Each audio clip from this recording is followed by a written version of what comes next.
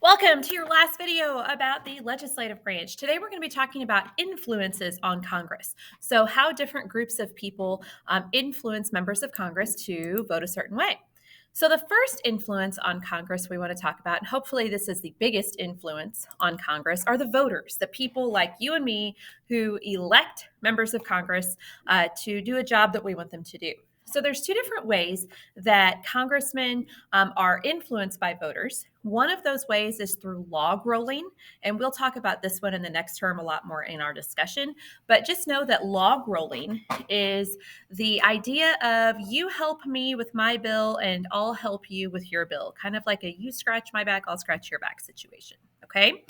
Another way that members of Congress are influenced by voters indirectly is through this concept of pork barrel legislation.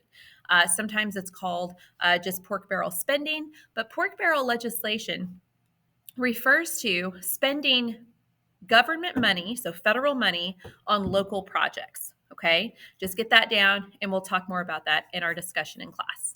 Political parties, obviously, are a big influence on members of Congress. They're of course, our two main political parties, Democrat and Republican.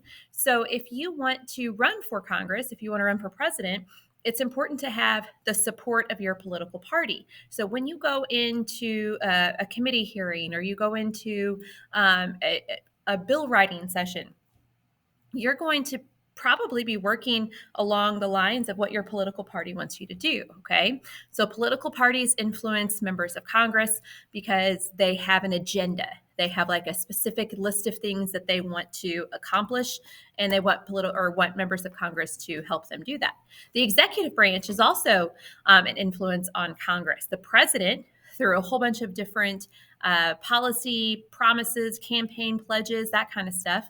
The president expects to work with Congress and tries to influence Congress to make laws that they want them to make.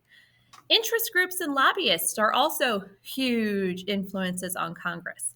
And an interest group is just simply a group of people that share a common interest and they try to influence government.